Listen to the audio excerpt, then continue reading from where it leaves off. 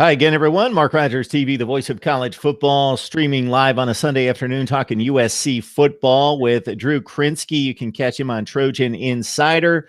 Drew has joined us a number of times to give us some insight and knowledge on USC football. The Trojans concluding spring practice about 8 days ago. And Drew, let's talk about those Trojans because, of course, it starts with quarterback. I heard the statistic recently that USC lost more production off the offense, meaning yardage, touchdowns, than any team in America, which is pretty alarming. But a lot of talent there, but a lot to sort out. So we'll start at quarterback, where the feedback from you hasn't been the best in recent weeks. But what are your overall thoughts now that we got through that spring showcase?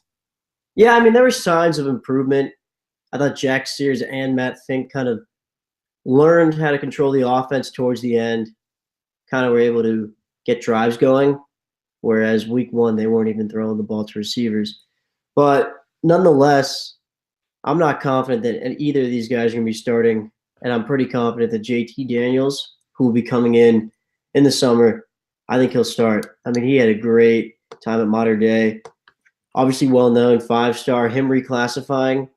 I mean, you have to think there's a reason he's reclassifying this early. They must have told him, look, we think we have an opening for you here, and I think they do. Kind of funny when you think about a guy in high school coming into the likes of USC, and not that he's got the starting job guaranteed, but at the same time coming out to spring practice, from what I understand, he's got his backpack on, coming from high school, and just checking out the action, thinking, hey, I can take this team over pretty soon. Let me at it. JT Daniels, a very talented quarterback, looking to unseat Jack Sears and Matt Fink. And of course, Sam Darnold looking to have his name called extremely early at the NFL draft on Thursday night. All right, let's talk running backs. Stephen Carr, obviously the star in play now that Ronald Jones has moved on. If I remember correctly, Stephen Carr not able to practice. Yeah, he has some kind of, I think it was a back injury, but he's going to be back. They said that he should be back for summer fall practice. Drew, what does the depth look like at running back? Depth's good right now. So you have Avine Malapai and Akacedric Ware. Both those guys are kind of powerful backs in terms of more on the heavy side, but they're both quick. Avine Malapai might be one of the 50th running backs I've seen.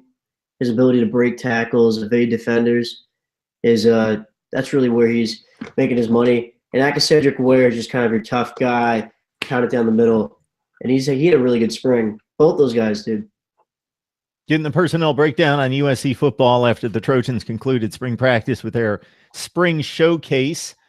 And here on Mark Rogers TV with Drew Krinsky from Trojan Insider. Encourage you to join him for USC football coverage right there. All right, offensive line has probably been the biggest weak link on the team in recent years. Already got a comment in from a sarcastic Ohio State fan here, Drew. Talking about the smackdown at the Cotton Bowl. So much of that had to do with the offensive line. I'll let you take us through the offensive line and the wide receivers. Extremely talented despite losing Deontay Burnett, and Tyler Vaughn's coming back. Yeah, so starting at the offensive line, I think if there's another matchup between Ohio State and USC, we'd probably see about the same thing. There is improvement. There's younger guys stepping up, Chuma Edoga, Elijah Vera Tucker, Austin Jackson. Those guys are big, and they're going to play, and they'll be good in the Pac-12. I guess the real question is how will they line up against a bigger defensive line? And we saw against Ohio State. Didn't go so well.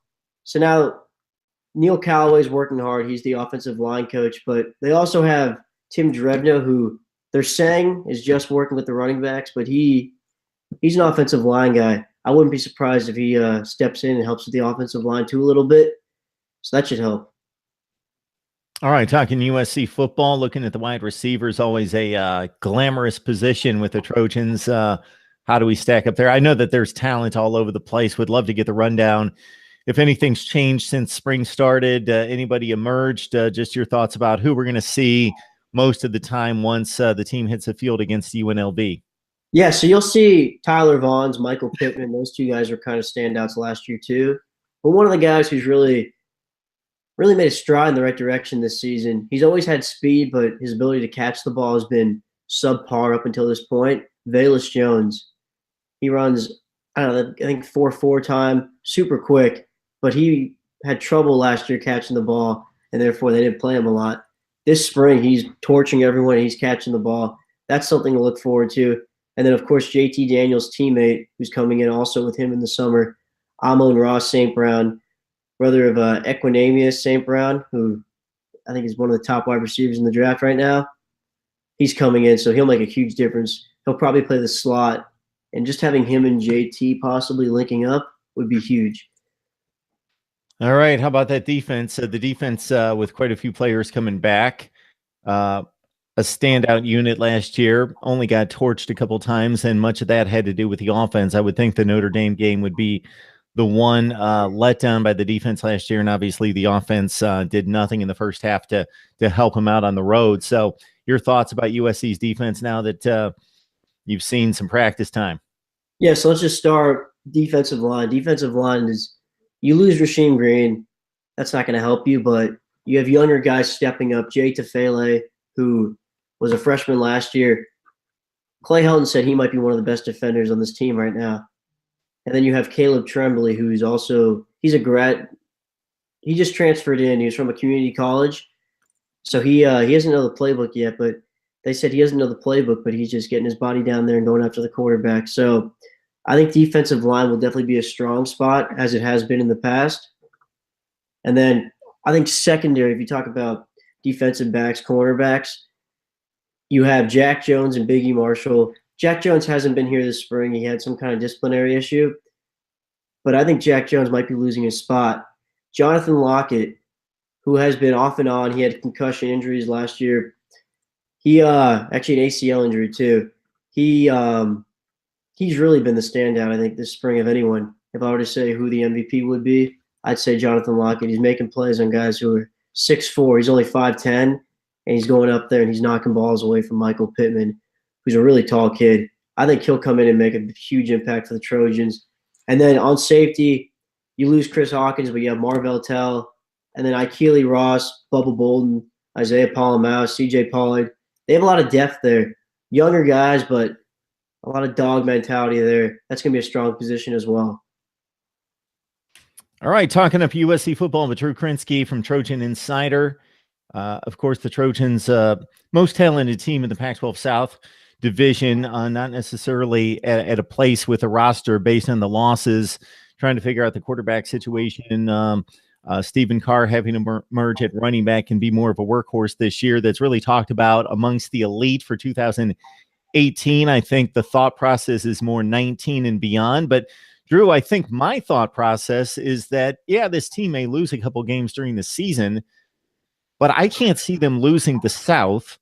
And once they win the South, this could be a much different football team after 12 games than it is right now. You know, JT Daniels could be, you know, a 25 touchdown thrower by the end of the season, even if he has to endure some adversity and some growing pains early, and then they might be ready for a Pac-12 championship game, most likely against a Washington, and then who knows, maybe they win the Pac-12. Who knows if there's chaos elsewhere in the college football world that they sneak into a playoff despite a rough start, do something close to what they did 2 years ago when they ran the table and won the Rose Bowl.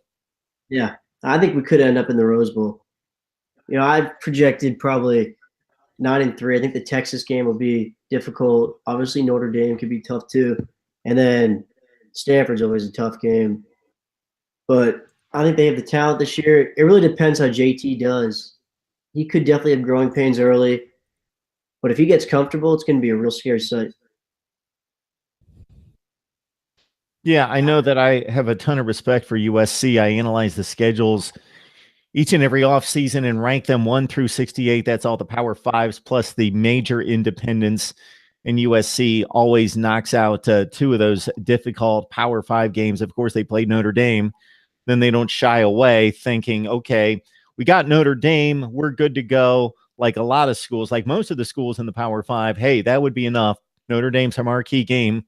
We're not going to go out and schedule anybody else. But USC taking on Texas the past 2 years and doing that on a regular basis of going out and facing another big-time opponent.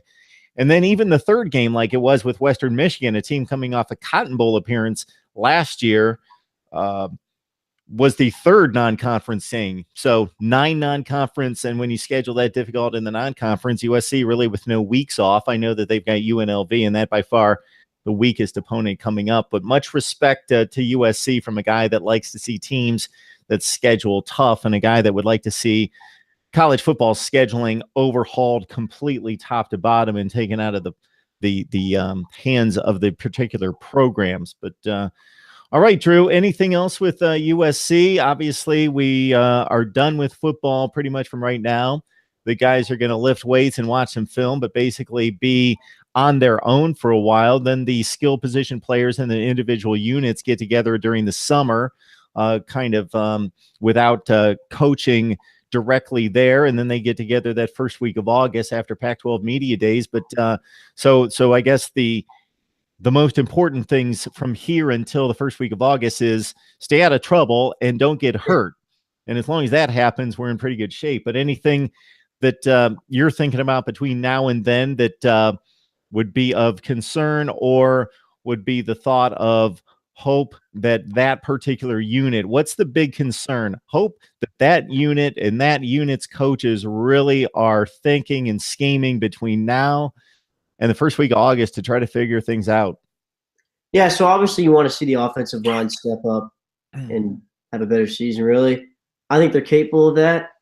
But I think the real question here, for me, I think the cornerbacks. Biggie Marshall on the left side, that's pretty much set in stone. But Jack Jones not being here this spring, really struggling last season, coming in as a 5-star, a lot of hope, a lot of hype. Hasn't really lived up to the hype. And I think he actually might be seeing – I mean, he's in a tough position right now. They got 3 guys coming in, Isaac Taylor-Stewart. They have good cornerbacks coming in from this class, Chase Williams. He could be seeing himself falling out of the picture. All right. We got the USC rundown from Drew Krinsky from Trojan Insider, with spring practice in the books and UNLV up ahead on September 1st, but a whole lot of work to do before that. And a lot of that in terms of the attention going to go to Mr. JT Daniels when he competes for a job at the quarterback spot in August. Drew, we always appreciate you stopping by. You're always welcome here. We always love the insight. Thank you for having me.